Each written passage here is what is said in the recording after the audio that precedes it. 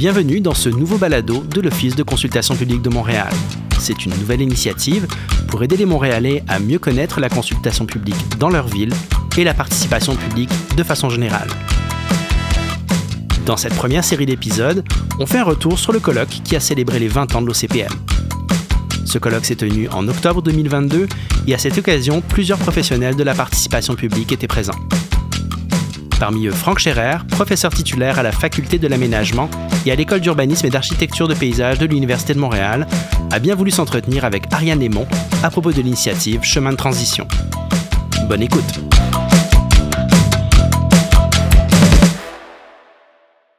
Bonjour, Franck Scherer. Merci beaucoup d'être avec nous aujourd'hui. Vous êtes professeur à l'École d'urbanisme et d'architecture du paysage de l'Université de Montréal.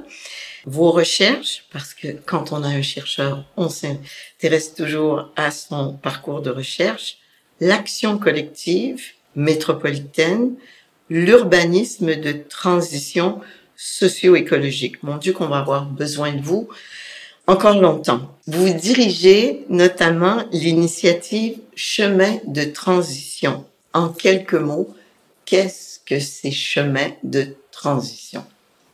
Alors, Chemin de transition, c'est un projet commun porté par l'Université de Montréal et par Espace pour la vie, le complexe muséal de la ville de Montréal, puis c'est un projet qui dépasse très largement mes compétences de chercheur. Au fond, c'est un projet qui vise à mobiliser des connaissances de nature très diverses pour tracer collectivement des chemins vers un futur souhaitable du Québec, un Québec qui aurait réussi cette transition socio-écologique d'ici 20 ou 30 ans. Et puis pourquoi faire ça? Au fond, c'est parce que il y a beaucoup d'acteurs de la transition aujourd'hui qui sont engagés dans des initiatives plus ou moins radicales, plus ou moins innovantes, mais parfois ils ne savent pas dans quelle trajectoire s'inscrire, comment s'inscrivent-ils justement dans une action collective. Et ce que nous cherchons à produire, c'est des récits concrets de la transition socio-écologique au Québec pour que tout un chacun puisse situer, savoir où il peut agir et quelle est la portée de son action. Ce que j'ai compris, au fond, de cette initiative extrêmement ambitieuse et qui est déjà commencée depuis 3 ans à peu près. Exactement. C'est que vous cherchez à orienter et à activer la transition écologique par l'innovation et par la diversité des contributions citoyennes un peu partout au Québec. On va revenir à Montréal dans peu de temps, mais expliquez-moi comment c'est possible. Alors, au fond, d'abord, on est entré dans cette transition. Transition, ça veut dire un changement profond de société dans les façons d'habiter, de se déplacer, de se nourrir. On sait qu'on va vers cette transformation profonde. Et au fond, l'humanité, on a déjà connu beaucoup des transitions, sauf que là, il faut la faire dans un temps qui est le temps d'une génération. Donc, c'est vraiment rapide. Cool. Voilà. Donc, si on ne veut pas subir complètement les effets des changements climatiques, etc., il faut qu'on puisse savoir se donner la capacité à agir pour pouvoir orienter un peu cette transition. Ce qui nous manque effectivement, c'est des trajectoires tracées collectivement. C'est bien ça qu'on veut proposer sur quelques grands défis qui se proposent ici à la société québécoise, dont le défi du territoire, comment habiter de façon sobre et résiliente le territoire québécois en 2042. Sobre et résiliente. Alors, sobre, ça veut dire qu'il faut effectivement faire mieux avec moins. C'est-à-dire qu'avec moins de ressources, en impactant moins, en générant moins de gaz à effet de serre, il faut effectivement, collectivement, et puis c'est pas juste des gestes individuels, il faut qu'il y ait aussi des infrastructures qui le permettent, que les acteurs collectifs, les gouvernements, les organisations, les entreprises aillent dans la même direction, pour effectivement permettre d'avoir des modèles de consommation, des modèles d'habiter, etc., qui soient effectivement plus sobres en GES, mais qui soit aussi désirable, c'est-à-dire qu'on puisse désirer faire de la location, partager des moyens de transport et que ça paraisse un mode de vie souhaitable. C'est ça qui est important. Puis résilient, c'est parce que de toute façon, nous allons avoir des bouleversements liés au changement climatique et donc il faut un peu comme ce que la pandémie nous a appris, il faut être capable de pouvoir rebondir après des crises qui vont se faire de plus en plus nombreuses et impactantes. J'ai l'impression à vous écouter que 2 choses. D'une part, désormais et déjà, notre manière d'imaginer demain, d'imaginer nos politiques publiques, d'imaginer nos projets immobiliers sera impactée par la nécessaire transition socio-écologique, aimez-vous dire? Pourquoi? Alors, au fond, finalement, la transition écologique, c'est un peu notre horizon collectif, comme le progrès a été l'horizon collectif du 19e siècle et du 20e siècle. Donc oui, parce qu'on sait qu'on a aujourd'hui la capacité de savoir que ces changements s'en viennent. Encore une fois, on va essayer de ne pas les subir entièrement, parce qu'on a la capacité d'anticiper le futur, d'avoir une vision systémique, de voir l'importance de ces changements. Sauf que c'est pas forcément partagé par tout le monde. Or, cette vision du futur, si on veut que les gens adhèrent, il faut qu'ils participent à sa production. Donc, c'est pour ça que tout le travail de chemin de transition, c'est un travail qui intègre aussi la participation, donc des formes de participation, mais qui sont des formes de participation différentes de celles qu'on peut voir, par exemple, dans la participation publique aux politiques publiques ou au plan d'urbanisme que l'on voit, par exemple, mené par l'OCPM à Montréal. Évidemment, c'est l'OCPM qui vous invite à ce micro. Je veux vous entendre maintenant sur dans quelle mesure les processus de consultation publique risquent de devoir changer pour inclure plus largement encore au plan des solutions et, je dirais, de l'adhésion les citoyens fassent que cette transition ne soit pas trop heurtante et que ça soit même agréable de l'imaginer à plusieurs. En fait, ça se situe un petit peu à deux niveaux. Du point de vue où on est aujourd'hui, nous sommes dans ce qu'on appelle un système socio-technique, c'est-à-dire un modèle de consommation fondé sur la croissance, fondé sur la consommation, etc., qui repose sur un contrat social.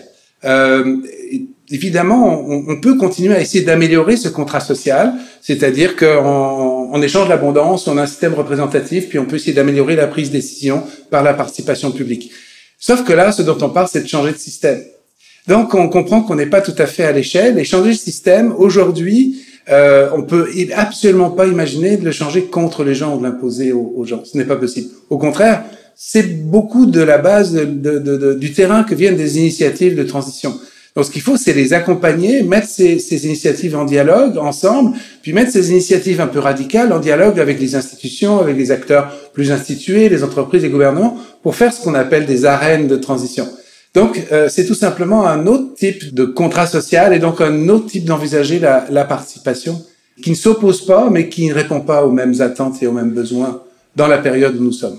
Vous connaissez l'OCPM depuis longtemps. Vous savez que nous recevons les mandats du comité exécutif notamment, et nous en recevons des colossaux, comme celui de Montréal 2050, qui est une consultation qui est difficile, qui est parce que les enjeux qu'on soulève sont interreliés. Les gens qui y participent ne sont pas des urbanistes. Comment peut-on attirer d'une manière constructive avec des sujets de consultation si complexes? En fait, c'est des sujets, ils sont complexes par nature, ils le sont tous, c'est certain, mais là, la complexité augmente parce que justement, tout à coup, on tente à montrer aux gens qu'il faut vivre différemment demain. Puis ça, c'est très heurtant. Et il faut se projeter dans l'avenir. Il faut se projeter dans l'avenir. Et en fait, c'est très étonnant dans nos sociétés, c'est qu'en fait, l'anticipation du futur, individuellement, on le fait tout le temps. On regarde la météo tous les jours. Donc, on en fait sans le savoir. Mais l'anticipation du futur collectif, on ne sait pas faire. Puis on a perdu cette habitude, et c'est même d'ailleurs étonnant, parce que par ailleurs, le Québec a été pionnier dans les méthodes prospectives qui permettent de le faire, surtout d'anticiper des futurs radicalement différents. Et là, c'est ce que l'UNESCO appelle la littératie des futurs. Il dit il faut qu'on développe auprès du grand public cette littératie des futurs, c'est-à-dire de développer des outils simples pour que les gens soient en capacité d'imaginer leur futur dans cette société-là.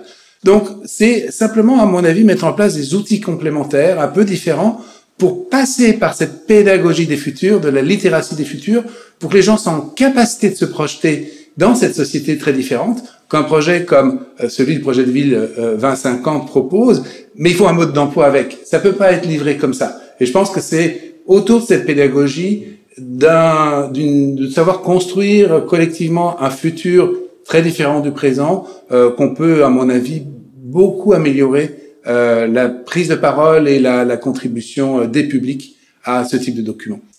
Vous parlez il faut savoir comment. Vous avez déjà évoqué les rapports du GIEC qui, évidemment, sont comme à chaque fois des coups de massue sur la tête des citoyens, bien sûr pour révéler les faits scientifiques, mais aussi l'urgence d'agir. Est-ce eux non plus n'ont pas de mode d'emploi? Et un peu peut-être comme des projets où on essaie d'imaginer Montréal en 2050, il faudrait être plus précis dans ce qu'on cherche à susciter chez les gens? En fait, ce dont on est à peu près sûr, c'est que on peut pas vraiment savoir comment ce sera en 2050. Donc c'est ça qui est difficile de faire accepter aux gens. Il n'y a pas de certitude sur le futur. C'est extrêmement incertain. Donc ce qu'on peut, c'est simplement se donner la capacité de choisir collectivement une trajectoire qui paraît plus désirable, plus viable pour y arriver. Puis je crois que c'est un peu ce qui il y a sous ce document par exemple, mais encore une fois, je pense qu'il faut être beaucoup plus pédagogue peut-être, passer plus de temps pour comprendre ce type de démarche, pour que les gens comprennent qu'il faut embarquer dans cette vision d'un futur très différent, mais qui est quand même atteignable. Parce que le problème effectivement des grandes modélisations sur les changements climatiques, c'est que ils finissent par générer de l'éco-anxiété, parce qu'en fait les gens se sentent paralysés individuellement. Tandis que si on arrive à tracer par étapes en disant il y a des étapes pour y arriver, puis vous pouvez contribuer à chaque étape, de ce qu'on appelle des jalons à chemin de transition, au moins les gens on leur donne des buts intermédiaires qui permettent finalement d'imaginer que le changement est possible. Au fond, si on prend le dernier changement de nos sociétés occidentales, lorsque James Watt a inventé une petite machine à pomper dans les mines, en fait à l'époque personne n'imaginait que ça allait faire la révolution industrielle. Puis quelque part peut-être que c'était mieux, parce que s'ils s'en étaient rendus compte, je crois que ça aurait vraiment terrifié tout le monde, cette transformation. Et c'est bien normal, on est conservateur quelque part par nature.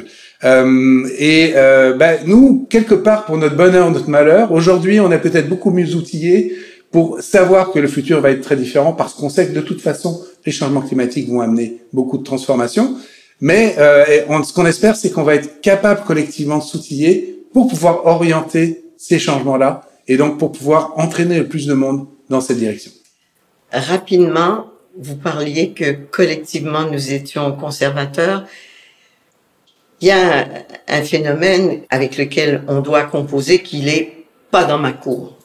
On sait que pour notre vision du futur assez immédiat et plus tard, il faut densifier nos villes, pas dans ma cour. Comment est-ce qu'on peut transformer ce réflexe-là et faire adhérer plus de gens à quelque chose qui est un projet plus grand que leurs propres intérêts? Alors, déjà, si vous faites débattre des personnes du futur, déjà, vous détachez justement des conflits d'intérêts du présent. Ça, c'est une première étape. Puis deuxièmement, après, ce qui est très important, c'est qu'il faut toujours revenir au temps présent en disant, écoutez, cette vision-là, c'est la vision du quartier que vous aimeriez que ce soit, parce que ça correspond à un quartier dans lequel on pourra vivre cette transition. Aujourd'hui, qu'est-ce qu'il faut faire? Qu'est-ce qui manque? Puis, par exemple, nous avons un jalon dans notre chemin du territoire québécois en 2042 qui est des stratégies intelligentes de densification adaptées à chaque milieu. Ce jalon-là, de densification intelligente. Et donc, ça veut dire qu'il faut qu'on définisse ensemble c'est quoi la stratégie de densification intelligente qu'on va développer dans ce milieu. Et ce sera pas la même au Saguenay, ce sera pas la même dans la banlieue montréalaise, ce sera pas la même à Rosemont ou à Montréal-Nord. Donc, évidemment, c'est le moyen d'y arriver. C'est effectivement d'avoir cette vision qui nous détache un peu du pas dans ma cour de tout de suite, et puis de réfléchir collectivement à cette stratégie intelligente et à cette étape intermédiaire auquel on peut arriver. Ça facilite le dialogue. Et au fond, ça donne de l'espoir. Exactement. De l'espoir et du désir d'aller de l'avant, qui est certainement ce dont on a le plus besoin aujourd'hui. Merci beaucoup, Franck Gérard. Vous avez écouté un balado produit par l'Office de consultation publique de Montréal. Pour retrouver d'autres épisodes, abonnez-vous sur votre plateforme de balado préférée et retrouvez toutes les activités de l'OCPM sur notre site web ocpm.qc.ca.